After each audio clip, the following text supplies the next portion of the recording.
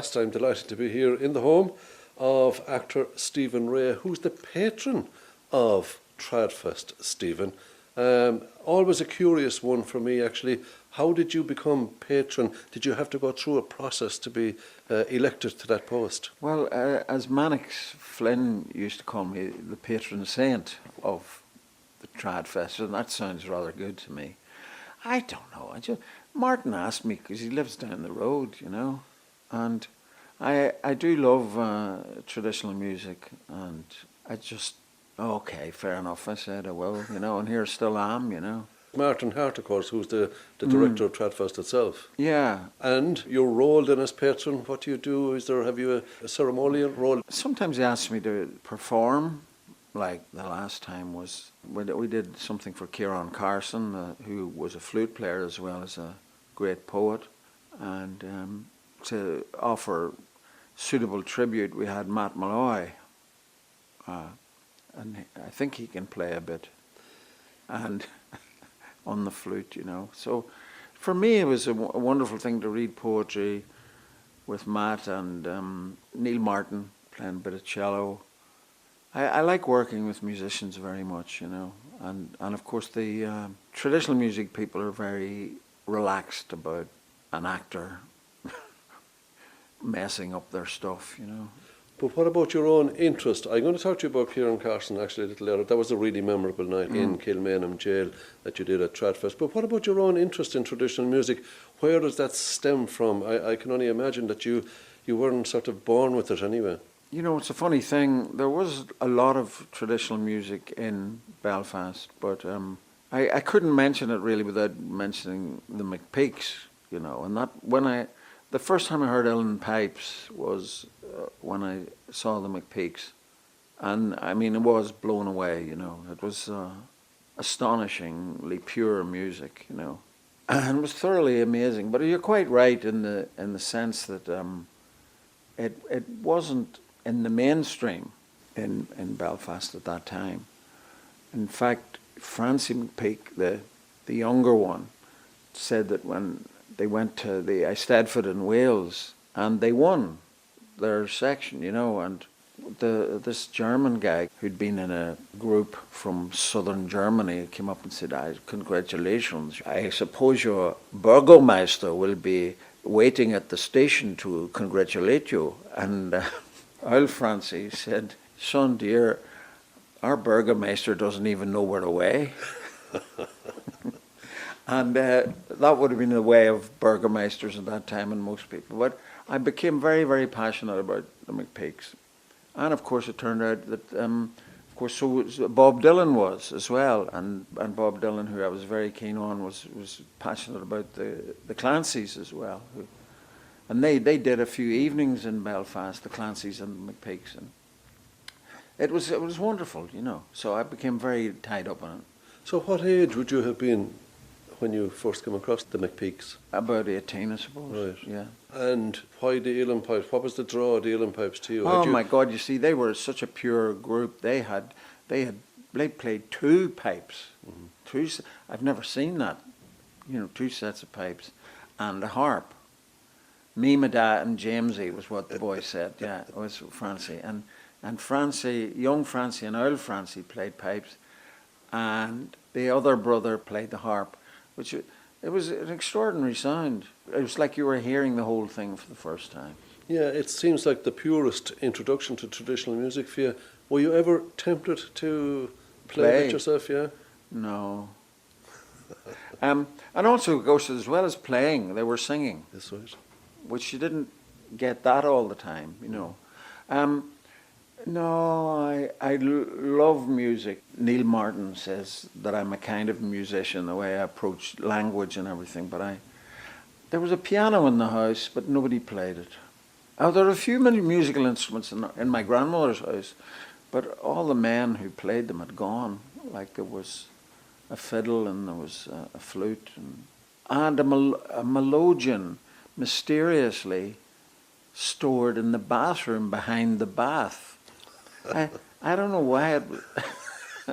I don't know. Maybe they were trying to keep it away from visitors who might annoy them by playing too many tunes. I don't know. And apart from, let's say, hearing the McPeaks and those that would have been around the scene at that time, in your late teen years, did you ever go to Flas or festivals? I did go to Flas. I went to Fla in Buncrana. I went to another one in Tipperary. I've forgotten it now. But I fell in with a lot of musicians, you know, and like, I mean, I've done something with that lovely Bríd McGowan, who's a wonderful harp player, very inventive, and of course I've been working with the wonderful Leisha Kelly, and she's not playing plinky plink, you know. Sometimes it's big stuff she's doing, and with Tiernan O'Dignan, the piper, Brilliant piper. I've had guys playing in this house, you know, Noel Hill sitting in that chair playing, and I've had Myron Traina, and Kieran Tourish has played in here, Neil Martin, of course, and it's a lovely, lovely way to bless the house, you know. Mm-hmm. And of course you will have musicians with you. Just to say that you're doing a show called Saiocht on Friday the 29th of January at TradFest 22, and you will have some musicians with you. I know that Louise Mulcahy and her sister Michelle, they'll be playing with you, and you've done some work with Louise. Yeah, we recorded something here down on the estuary there. She's wonderful. Brilliant. Wonderful, wonderful player. And I'm looking forward to playing with Michelle as well. And Neil Martin it might be impossible to keep him out of it, you know. I think he come as a pair anyway. Yeah. Well, you know, he's awfully skilled and he's very good with language, and yeah, we'll be doing a bit of poetry, and Irish poetry and Irish music go very, very well together. They're of the same genre, really, it seems to me. And you will be reading other people's poetry. We don't know what the programme of that, and we look forward to the surprise. But there are other poets going to be on the bill with you, and you feel strongly that there should be a platform for poetry at TradFest. Oh yeah, well, you know, I think there's a wonderful surge of talent coming through, and they love the poetry, you know, and it's a wonderful way to listen to it, and so we'll hopefully have a couple of Gaelgoer poets, you know, and it's also unself-conscious now. Do you know, it works, you know. It's a bit like maybe where traditional music was, maybe in the 90s among the younger population. It's cool to be doing it now. And it seems to be similar, poetry seems to be in a similar place right now. It is, and I hope a lot of people are going to listen to it. Now, Sasha, Terfous and Natalya O'Flaherty, two modern-day Irish poets, are going to be on the bill with you when you perform at Saiocht. Just to remind people, it's the 29th of January in the Pepper Canister Church. Have you performed there before? No, I haven't. I saw Paddy Glacken there last year, I think. The lovely Seamus Ennis's daughter was there. Catherine, yeah. I think she's now left us. Sadly, yeah. And that was really great, you know. But just going back to yourself and your interest in the folk music, you mentioned McPeaks. What about the Sands family? Were you? Oh yeah, I heard them too. Yes, of course, from County Down. Yeah, but they are wonderful and unique as well. Yeah. So when you spoke about Bríd, and I was thinking of Claire Sands, actually, the fiddle player, who has done a lot of work with Bríd, the harper, but she's like an offshoot of the Sands family. It's just interesting to see. You mentioned the McPeaks and the generations. It goes on right throughout the tradition. It is wonderful. I mean, there's so many interesting things about the McPeaks. Like, I mean, Roger Casement put together the money to get Owl Francie a set of pipes, you know, along with Bulmer Hobson and people like that. You know, the decent folk, you know. Wasn't it smart of them to know that you could sow more seeds with that culture than? And then I took do you ever remember a man called Ronnie McShane who played the bones? He did. He played the bones with O'Riada. Yeah.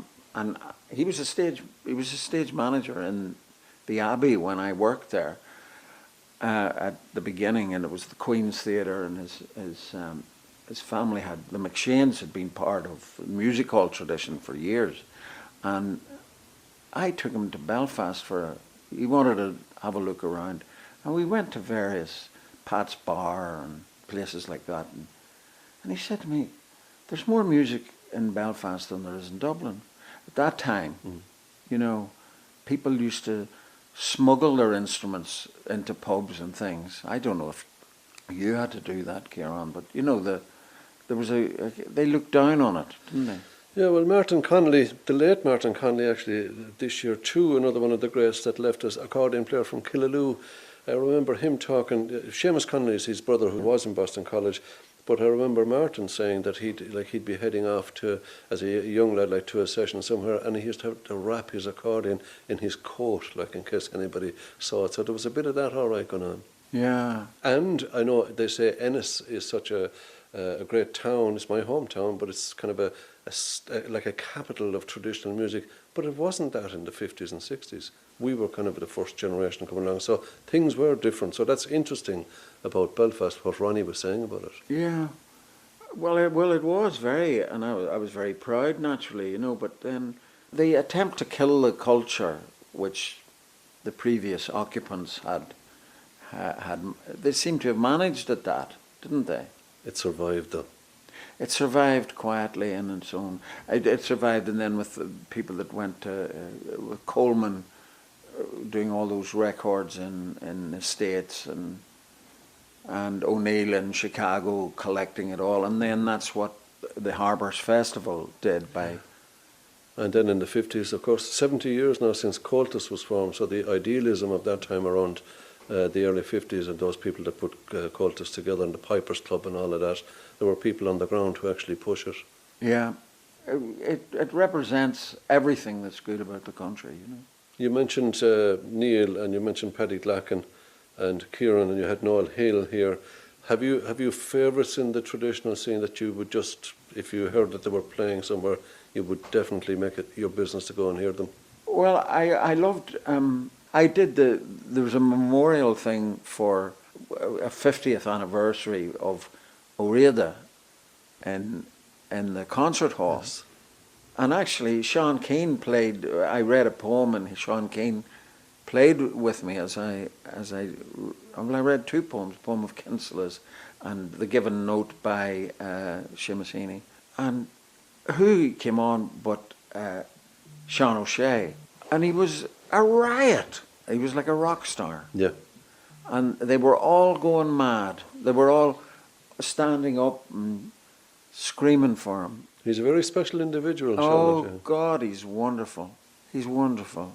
It was just a pure delight, you know. Yeah, what's most interesting about him is how he has maintained his voice, actually. Yeah. And the fact that O'Riada picked up on what he was doing and said, I want you to be part of this revolution in traditional music and song. Yeah. And I heard him tell a story once on the radio, Sean O'Shea, that he was on the famous O'Riada Saiocht. He was going to sing whatever it was, and O'Riada gave him a chord, and it was much higher. Yes. You know about this, of course, yeah. And and he looked over to O'Riada, and O'Riada just smiles back at him, and he had to sing it higher, because O'Riada was saying, "I know you can do it." And he could. And he could, and he took him to a place maybe he hadn't been before. It was great. That's fantastic. That was the 50th anniversary of O'Riada's passing.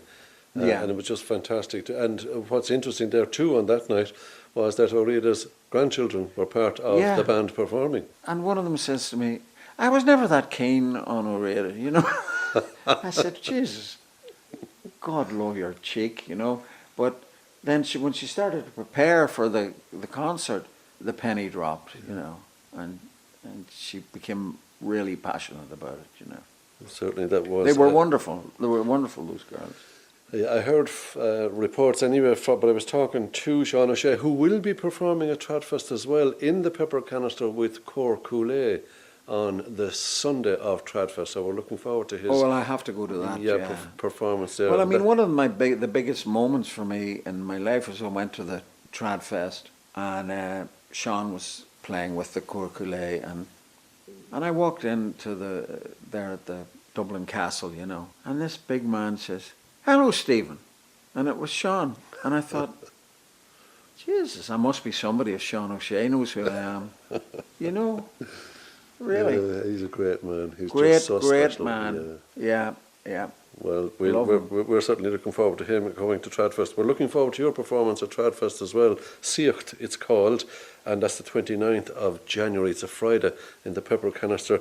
Now, I mentioned that you performed at TradFest, it was probably 2019, in Kilmainham, Yeah. and you did a piece about Kieran Carson. You said he a flute player as well.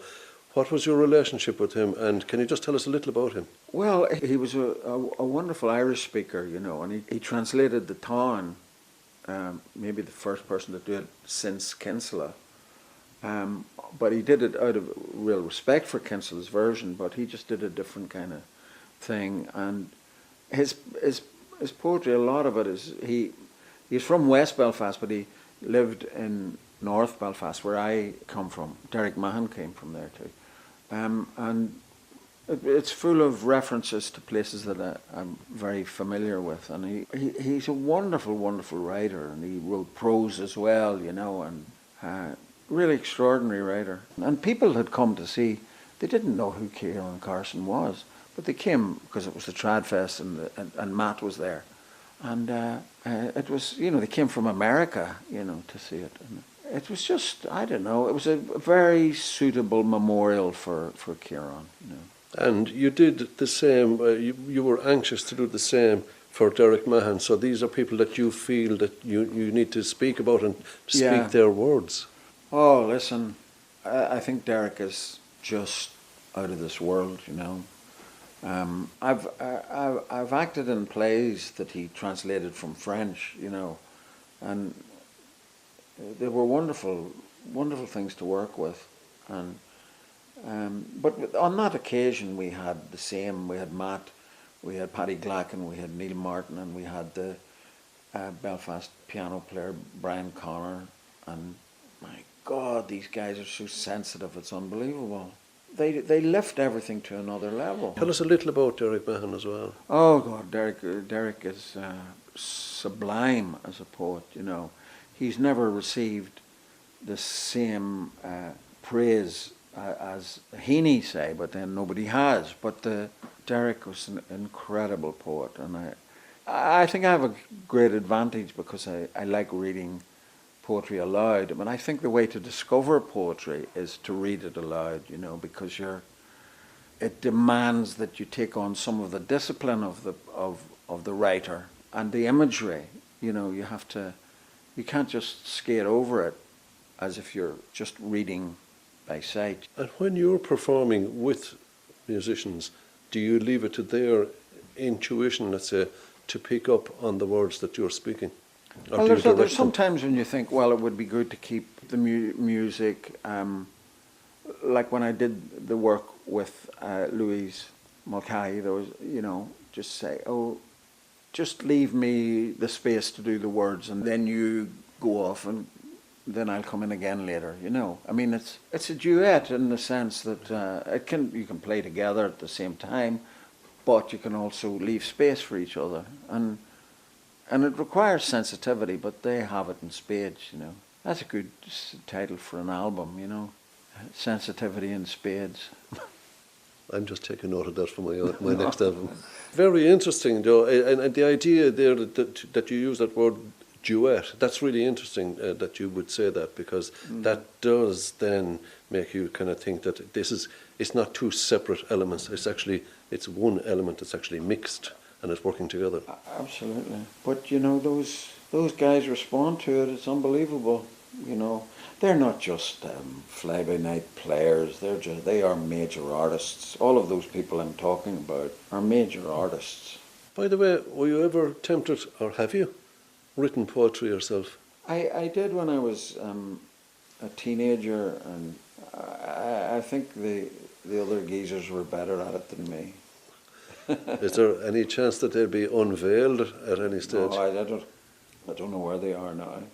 But I'll tell you who else I worked with years ago, and God love them, they're both dead. I did a production of Playboy of the Western World in London in the English National Theatre, and Tommy McCarthy, the paper. Oh, brilliant, yeah. Yeah, what a man, and Bobby Casey. and the daughter of Tommy's. And I used to say to all these actors, and there's only one authentic Irish moment in this play, and that's when Tommy and Bobby come in. That was a fantastic lineup to have on stage with you, Tommy McCarthy and Bobby Casey. I mean, if you're mentioning greats, they are two of the greats. I know that. I know, and I know how privileged I was. Yeah. I loved them both, and I used to go see them in various pubs. You see, a lot of the great players that we're talking about were in London. Mm. You know, they'd gone away. They were all working, you know, but Bobby was incredible. The beautiful thing about him was that he was just playing a bit of fiddle, and then they go off the stage, but he had a character. He did a character for he was walking towards me, you know, and isn't this great, you know? He inhabited the play, you know. That's a whole new image for me now, Bobby Casey, the actor. I know. Well, I loved them. They were, and then Tommy came home, of course, and all the girls came home, and you know, and that was great. But then he unfortunately didn't last that long. It was just terrible. Well, I met him in just outside Milltown, Marlborough. Can't remember which pub it was, but we did a program down there, and Tommy was part of it. But I introduced him as the only man from that part of County Clare that played on a British #1 hit. And he was looking at me, but he played the tin whistle on The Lion Sleeps Tonight by Tight Fit, as it was at the time. Hey. Tommy played the whistle, so he, like when the show was over, he kind of said, "Well, Jesus Christ, you had to mention." Well, I remember I had some musicians in my house in London. This was, you know, I had them all round, and Tommy wasn't playing. I didn't. I said, "What's up, Tommy?" And there was a boron player. He says, "Oh, Jesus, Steve, boron players are a curse." And I says, are there any good ones? He says, "There's one in America." And of course, he was good because he was in America. Yeah. You couldn't hear him. He couldn't bear it because he was a very delicate player. He was. As indeed was Bobby. Mm. I was so privileged to be with those guys, you know. I mentioned that you're going to be at TradFest in January on the 29th in the Pepper Canister Church, and you'll be performing there, as we mentioned. Michelle and Louise Mulcahy. Neil will be there, Neil Martin. You mentioned that you performed in the National Concert Hall some months ago.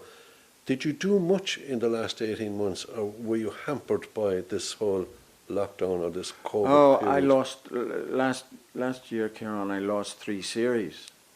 And only one of them came back, which we did in Spain, which was a wonderful, wonderful series by a writer, director, producer called Hugo Blick. I've worked with him before a couple of times. And it was about the destruction, really, of the Native Americans. And it was called The English. I wonder why. But it was magnificent, and every single Native American character was played by real Native Americans. And it actually ends up with a sense of high tragedy, you know. So shocking, you know. Yet they're recovering now as well. It seems in the indigenous people around the world, which I find fascinating. You know, the Aborigines in Australia are beginning to recover, and the Native Americans are recovering, and they're, you know, producing poetry in English as well, but they're recovering their languages, and then I think we have something in common with them, because the loss of the culture was so devastating. Well, I suppose the happiness is that it is recovering. Yeah. But it's taken a bit of a struggle. I think it's a bit of a struggle, and there's there's a lot of, I mean, my 2 boys went to Gaelscoil, you know. What about yourself? Do you speak Irish? No, I've acted in Irish. I really do love it, you know. I started going to Irish class in university in Belfast when myself and an English guy, we had two passionate things in common. He loved traditional music, and I actually used to sing with him. He was a guitar player, brilliant, and a mandolin player as well. And I used to just sing the straight song, and he would do harmonies with me. But the purists didn't like us because we sung songs off records, you know, with Dominic Behan and things. Oh, we keep you in your place. Yeah, it was all right. We had fun, you know. And for the show that you're doing in January at TradFest, you're going to have some native Irish-speaking poets. That's right. And I mean, one of the fascinating things, which in the Derek Mahon thing, was there's this lovely Nigerian Irish girl called Feli Speaks. She's the most beautiful poet, and she has a deep insight into what Ireland is. And that's what and so it's an education for us as well. We can learn from the new immigrant, you know, and I really do believe that. She said the Irish can survive everything, survive the Titanic, they survive the famine, they can survive being forbidden to comfort their children in their own language. I thought, wasn't that so wonderful for her? You know, it was so wonderful of her to be sensitive to that. So I do think that these younger people, Brie Jean and The Mulcahy's, they're bringing us back in, you know, in the most creative way into everything that's possible for us. Yeah. Well, we certainly look forward to your performance with the up-and-coming generation at the Pepper Canister. There'll be yourself and another outlet, Neil Martin, and then the rest will be the young and up-and-coming, outward-looking young people. I know. That's Friday. I'm hanging onto their coats, you know. That's Friday the 29th of January anyway in the Pepper Canister. Stephen Ray, it's been a pleasure to have a chat with you, and thanks for welcoming us into your home. Oh, my pleasure to have you here. Thank you so much, Kieran.